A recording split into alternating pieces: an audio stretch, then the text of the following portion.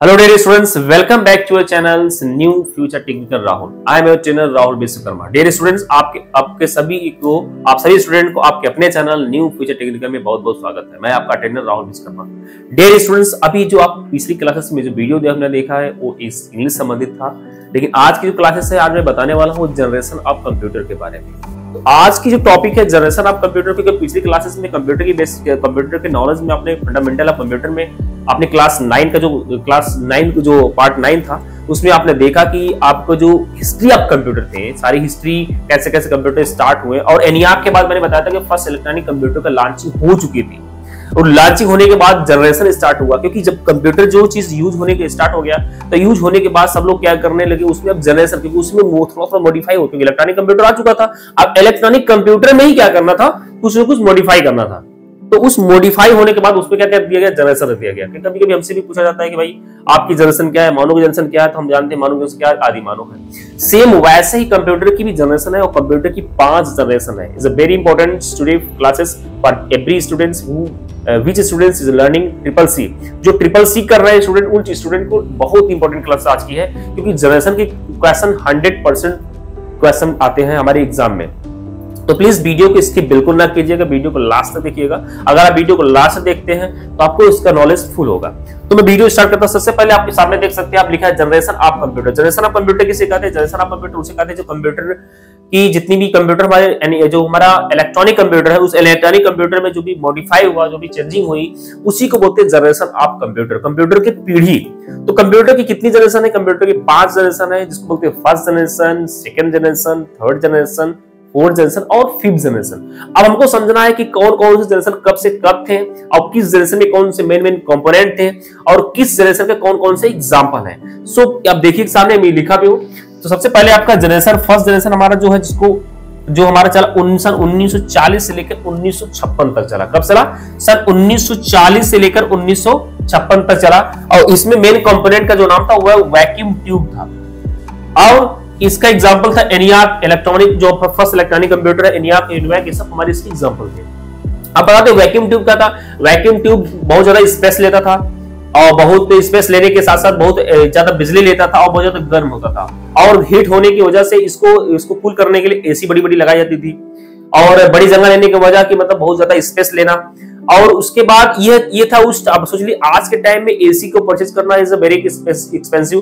तो उस टाइम क्या रहा होगा एसी का प्राइस, तो इसलिए ये क्या था, ये बहुत एक्सपेंसिव कंप्यूटर था। उस टाइम सबके पास ये अवेलेबल नहीं हो पा रहा था। अब ज्यादा स्पेस लेना भी समस्या थी, ज्यादा बिजली लेना भी समस्या थी, और उसके बाद उसकी हीटिंग की समस्या होने की वजह से उसको कूल करने के लिए भी समस्या क्रिएट हो रही थी। और उसके बाद जब जैसे ही इसमें समस्या क्रिएट हुई, इस समस्या को देखिए, आपको बता दें कि कभी कोई चीज में समस्या होती है तो उसमें बदलाव होता है। तो बदलाव ही क्या जनरेशन है। तो आपको मालूम फर्स्ट जनरेशन में क्या हुआ, तो फर्स्ट जनरेशन में वैक्यूम ट्यूब तो बना दिया गया, कंप्यूटर चलने लगा फर्स्ट इलेक्ट्रॉनिक कंप्यूटर, लेकिन समस्या क्रिएट होने लगी। जब समस्या क्रिएट हुई तब उसमें कुछ चेंजिंग कर दिया गया, और जब चेंजिंग कर दिया उसका नाम रखा गया सेकेंड जनरेशन ऑफ कंप्यूटर। जो सेकेंड जनरेशन रखा गया वो सन 1957 से लेकर सन 1963 तक चला। कब से चला? सन 1957 से लेकर 1963 तक चला। और इसमें जहां पे वैक्यूम ट्यूब लग रहा था मेन कंपोनेंट हमारे फर्स्ट जनरेशन में, वहां पे हमारा लगने लगा ट्रांजिस्टर लगने लगा। जहां पे वैक्यूम ट्यूब लग रहा था फर्स्ट जनरेशन में, वहां पे क्या लगने लगा? ट्रांजिस्टर लगने लगा। जब ट्रांजिस्टर लगने लगा, और उस टाइम के सेकंड जनरेशन के जो कंप्यूटर थे वो IBM 1401, ये सब हमारे क्या थे, उस सेकंड जनरेशन कंप्यूटर थे। आप देखिए वैक्यूम ट्यूब बहुत बड़ा था, अब उसको शॉर्ट कर दिया गया, क्या लगा दिया गया? ट्रांजिस्टर लगा दिया गया। अब भी समस्या क्रिएट होने लगी, समस्या हो रही थी, और जब समस्या होने लगी तो सभी ने क्या कर दिया, उस ट्रांजिस्टर को भी बदलना चाहा। जब ट्रांजिस्टर को बदलना चाहा तो उसको रख दिया गया थर्ड जनरेशन ऑफ कंप्यूटर। और ये थर्ड जनरेशन ऑफ कंप्यूटर जो चला वो हमारा सन 1964 से लेकर सन 1971 तक चला। जी, सन 1964 से लेकर सन 1971 तक चला। और इसमें जहां पे वैक्यूम ट्यूब के बदला गया तो ट्रांजिस्टर आया। अभी ट्रांजिस्टर को बदला थर्ड जनरेशन में, तो यहां पे आ गया इंटीग्रेटेड सर्किट, जिसको बोलते हैं आईसी। अब आईसी बहुत छोटा सा हो गया, बड़ा था, छोटा और हुआ और छोटा हो गया। तो अब आईसी आ गया। आईसी उस टाइम के थर्ड जनरेशन जो कंप्यूटर थे जो आईसी के साथ आते थे, उसका नाम था CDC 1700। क्या था? CDC 1700। ये हमारे क्या थे? थर्ड जनरेशन ऑफ कंप्यूटर के एग्जाम्पल थे। अब आईसी को और भी, क्योंकि अब समस्या, अब कंप्यूटर की क्रांति, कंप्यूटर सब लोग यूज करने लगे, सबको अब लगभग सबको कंप्यूटर की आवश्यकता पड़ने लगी। तब साइंटिस्टों ने सोचा कि अब क्या करना चाहिए कि सारे लोगों के पास कंप्यूटर अवेलेबल हो, सबके पास पीसी हो, पर्सनल कंप्यूटर, सब लोग कंप्यूटर यूज कर सके, क्योंकि कंप्यूटर अब बहुत जरूरी हो गया सबका। तो उसमें इस आईसी को VLSI, आईसी का स्थान पर VLSI आ गया, वेरी लार्ज स्केल इंटीग्रेशन आ गया, और यह जनरेशन रखा गया 4th जनरेशन ऑफ कंप्यूटर में सारी चेंजिंग हुई। ये जब आया 4th जनरेशन, तो इसमें ये 1972 से लेकर आज तक चल रहा है। आज भी हमारा 4th जनरेशन कंप्यूटर जो आप पीसी यूज करते हो, जो एप्पल, क्रेवन, डेल, ये सब लैपटॉप जो यूज करते हैं आप, ये सारे हमारे 4th जनरेशन का कंप्यूटर है, जो 1972 से आज तक चल रहा है। और इसमें क्या हुआ, तो VLSI स्थान, जहां पे आईसी को VLSI रख दिया गया, वेरी लार्ज स्केल इंटीग्रेटेड। और क्या था, यह हमारा पर्सनल कंप्यूटर इसमें आ गया। पीसी जो हम डेस्कटॉप कंप्यूटर यूज करते हैं उसको पर्सनल कंप्यूटर बोलते हैं। सब सारे क्या गए, हमारे 4th जनरेशन स्टार्ट हो गए। अब सब लोग, आज के टाइम आप जान सकते हैं कि सभी लोग के पास कंप्यूटर लगभग है, सब लोग कंप्यूटर यूज कर, कुछ नहीं है तो भाई कहीं से कहीं यूज कर रहे हैं। तो आज सभी लोग क्या है, कंप्यूटर पर डिपेंड हो गए हैं। तो अब डिपेंड ज्यादा हो गए, सबको कंप्यूटर कंपनी ने दिला दिया, साइंटिस्ट ने सबको बोल दिया सबको कंप्यूटर जरूरी है। तो जब जरूरी है तो भी कुछ इस चीजें आ गई। उसके बाद 4th जनरेशन के बाद एक और जनरेशन आया जिसका नाम है 5th जनरेशन, जो प्रेजेंट टाइम में चल रहा है और भविष्य में चलेगा। अब इसके यहाँ पे क्या हुआ, 5th जनरेशन में क्या यूज हो रहा है, यहाँ पे मेन कंपोनेंट का नाम आ गया AI, artificial intelligence. AI, artificial intelligence, यानी कि इसमें इसका जो सबसे बड़ा एग्जांपल है परम 10,000 है, IBM नोटबुक है।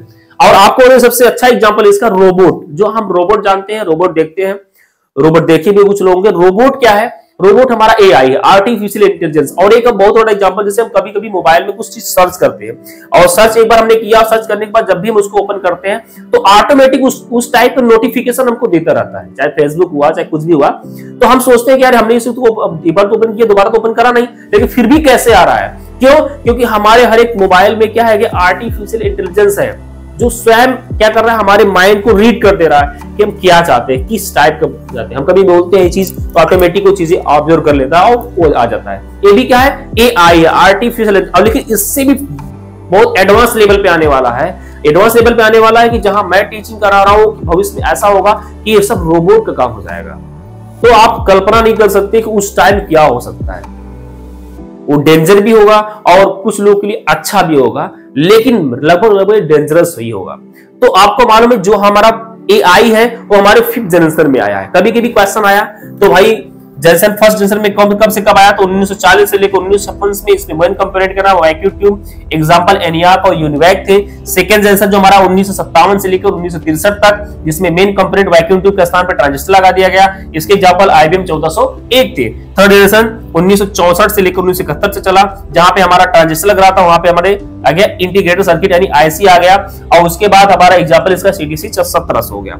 4th जनरेशन में 1972 से लेकर आज तक चल रहा है, इसमें IC को स्थान पे VLSI आ गया, वेरी लार्ज स्केल इंटीग्रेशन, और इसमें हमारा इसका एग्जांपल PC और एप्पल और क्रेवन, ये सब हमारे क्या थे, इसके एग्जांपल थे।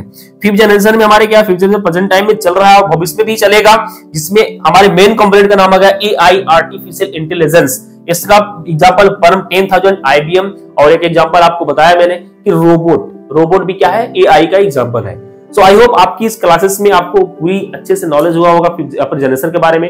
5th जनरेशन क्या है, 4th जनरेशन क्या है, 3rd जनरेशन क्या है, 2nd जनरेशन क्या है और 1st जनरेशन क्या है, अब एक्चुअल में जनरेशन होता क्या है, ये सारी चीजें 100% आपका होगी। तो प्लीज आप इसको जितना हो सके उसको रेट करिए, दोस्तों के साथ शेयर करिए, और एक सबसे बड़ा रिक्वेस्ट फिर से करना चाहूंगा कि प्लीज चैनल को सपोर्ट करिए कि और भी मैं कुछ इस चैनल पे बता सकूं।